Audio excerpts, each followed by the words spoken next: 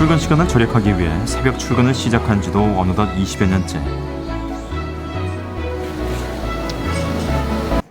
안녕하십니까. 넘버원 재테크 채널 투자캐스터 인사드리겠습니다.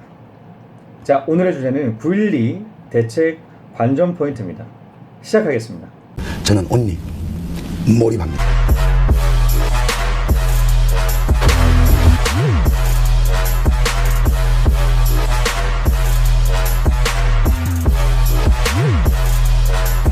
앞선 강의 두 강의를 제가 준비를 했었는데요. 김현미 장관이 고뇌하는 이유, 그리고 9.12 대책 전에 준비하는 핵심 원포인트 레슨에 대해서 말씀드렸지 않겠습니까? 전반적인 이런 9.12 대책에 해당되는 그 이슈적인 사항에 대해서 다뤘었는데요. 자, 이번 같은 경우는 이제 관전 포인트입니다. 과연 이 정책 부분들이 어떻게 반영이 되는가, 여러 가지 이슈적인 사항들에 대해서 어떻게 김현미 장관은 선택을 해서 앞으로 이렇게 치고 나가는지에 대한 그런 부분들에 대해서 정리를 하는 시간 가져보도록 하겠습니다.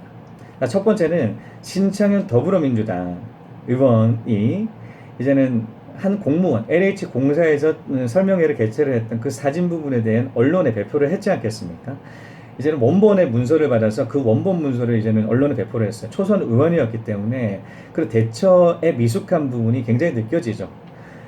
그래도 사실 이제는 지역 구민들에 있어서는 굉장히 이슈를 시켰다고 생각을 합니다. 아, 이 정도로 현안사항에 관심이 있다, 그 부분에 대해서 알 수 있다, 이런 측면에 있어서 이제 자신의 지역구 주민들에 대한 어필을 했다라고 생각을 하고요. 신창현 이제 더불어민주당 의원 같은 경우가 이제 발표했던 그 8군데에 해당되는 부분들이 김현미 장관 같은 경우는 이제는 신규 택지 부분에 대해서 제외를 할 수가 있다라고 얘기를 했어요. 과연 이 부분들이 진짜 포함을 시키지 않을지에 대한 첫 번째 관전 포인트는 그겁니다. 사실 공개를 했기 때문에 이제는 신규 택지에 포함을 시켰을 때의 그런 우려 부분들에 대한 목소리들이 굉장히 클 거지 않겠습니까? 그 정도로 이제 오픈됐을 때의 투기 세력들이 들썩거렸기 때문이죠. 그 정도로 첫 번째 관전 포인트는 그렇게 뽑습니다. 포함될지 안 될지. 그러니까 두 번째는 신규 택지를 이제는 김현미 장관 같은 경우는 굉장히 그린벨트 해제에 대한 해제를 해야 된다라고 줄기차게 주장을 하시고 있으시잖아요. 이렇게 강력하게 밀어붙이고 있습니다. 과연 그 신규 택지, 공공 택지에 포함된 그린벨트 그 지역이 과연 도심과 얼마나 가까울지에 대한 그런 관전 포인트가 있습니다. 앞서서도 9.12 대책 전 준비하는 원포인트 레슨에도 말씀드렸지 않겠습니까? 그린벨트에 대한 실효성 부분에 대한 의문성이 띈다고. 왜냐하면 너무 멀리 떨어졌을 때 근접성이 떨어지기 때문에 실제적으로 살려고 하는 그런 사람들이 많지가 않을 수가 있다는 측면을 제시를 했었는데, 그만큼 얼마만큼 도심과 가깝는지가 관전 포인트가 될 수가 있을 것 같아요. 그리고 세 번째는 30만 호를 공급을 한다라고 얘기를 했지 않겠습니까? 그 디테일하게 보게 되면 25만 호가 수도권이고요. 자, 5만 호가 수도권, 서울 내입니다. 자, 이 부분을 얼마나 지키는지, 서울이 5만 호에 해당되는 그 5만 호를 충분하게 달성이 될 수 있는 플랜을 제시를 하는지가 관전 포인트겠죠.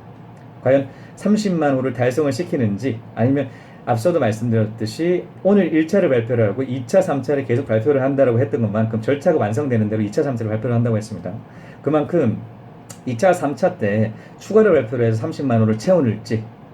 지금 사실 소관 공문을 만들었어요. 9.13 대책 이후 여러 가지 추가적인 그런 액션들이 많습니다. 예를 들어서 집값이 비이성적으로 뛰었던 그런 곳을 기준으로 이 공정시장가액을 최우선적으로 조정하겠다라는 그런 발표를 했었던 것만큼 소관 국면이 있는 상태, 9.13 대책 이후 소관 국면에 있는 상태에서 더 추가적인 그런 조치가 취해지다 보니까 더 얼어붙게 좀 만들어 놨다라고 하는 측면에 있어서 30만 원을 다 달성을 해서 이제는 금리 인상 그 단계 전까지 금리 인상 단계가 취해졌을 때 그 파괴력을 좀 더 크게 줄지에 대한 그 관전 포인트가 있을 것 같고요. 그 네 번째는 서울시장이 그린벨트 해제 부분에 대해서 굉장히 완강하게 반대를 했지 않겠습니까? 과연 그 국토부 장관 말씀드렸듯이 이제는 30만 미터 제곱에 해당되는 그 지역 같은 그린벨트 지역 같은 경우 도지사의 위임을 해서 이제는 그린벨트를 풀 수는 있지만 국토부 장관의 직권으로도 풀 수가 있는데 과연 직권으로 풀지 대한 그런 관전 포인트가 있습니다. 자, 다섯 번째는 서울시 같은 경우 그린벨트 해제 대신에 유유지 개발, 차량 정비 부지라든가 용산역 정비 창지구 지역 부지, 그리고 이제 성동구치소 부분에 대한 유유지를 제시를 하지 않겠습니까? 그 부분이 얼마만큼 포함이 되는지가 관전 포인트. 여섯 번째는 이제 서울시가 용적률 부분에 대해서 이제 규제를 완화하겠다, 규제를 뭐 여러 가지로 조정을 하겠다, 일부 지역에 대해서 용적률을 높여서 고층 건물을 짓겠다라는 그런 대안을 제시했지 않겠습니까? 실제 이 용적률이 이제는 굉장히 이슈 사항이 될 수밖에 없는 게 높이면 높일수록 집값 계속적으로 뛸 수밖에 없고 빌딩 가격은 굉장히 높아집니다. 서울 집값, 이제 아파트가 지금 떴던 그 부분을 빌딩 가격으로 돌리는지에 대한 그 핵심 포인트, 관전 포인트가 있을 것 같아요. 용적률을 높인다라는 것은 이제는 주변 그 해당되는 지역에 대해서는 빌딩 가격이 올라질 수밖에 없기 때문입니다. 과연 그 용적률을 변경을 한다라고 했을 때 얼마나 높이는지, 그리고 어떤 지역에 해당되는 그 용적률을 변경을 할지에 대한 관전 포인트가 있습니다. 자, 이것으로 관전 포인트 6가지에 대해서 한번 알아봤는데요. 인생의 최고의 순간 시간은 지금이죠. 자, 예상을 하자면 제 예상은 그렇습니다.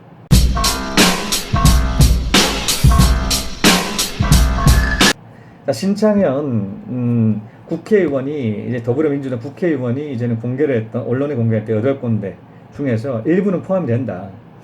포함이 안 될 수 있다라고 얘기를 했지만 실제 3등급에 해당되는 이제 그린벨트 지역은 그렇게 한계가 있기 때문에 그 그린벨트 지역에 만족시키는 곳이 그렇게 많지가 않아서 필수적으로 어쩔 수 없이 몇 군데는 포함이 될 것 같고요.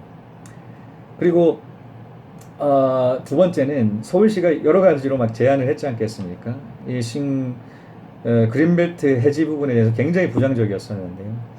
일부는 많은 퍼센테이지가 그린벨트가 포함이 될 것 같고, 일부 부분에 대해서 도심까지 개발하는 그 투트랙 전략이 되지 않을까라고 생각을 합니다.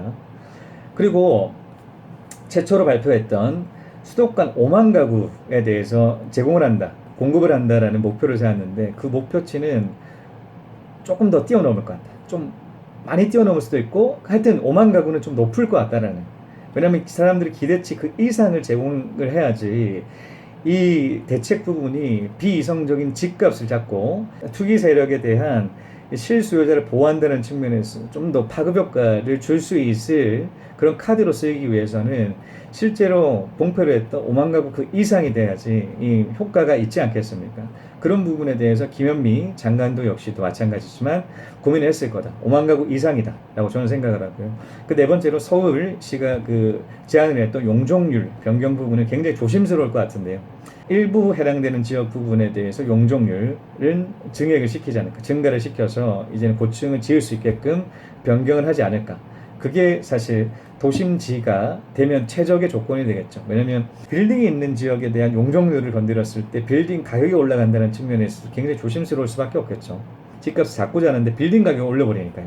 그럼 따라 이렇게 동반 상승을 할 수 있는 이런 불에 기름을 붓는 격이기 때문에 이제는 그런 지역보다는 도심지를 푸는 그런 지역 부분에 대해서 아마도 용적률을 풀면 이제는 빌딩 가격도 올라가지가 않는다라는, 공공택지 공급한다는 측면에서 굉장히 그 취지를 살릴 수가 있겠다라는 생각은 드는데, 한번 이번 대책 부분에 대해서 한번 발표 부분을 주시를 해야 될 것 같습니다. For the success of this new venture. Here, cheers, cheers, cheers.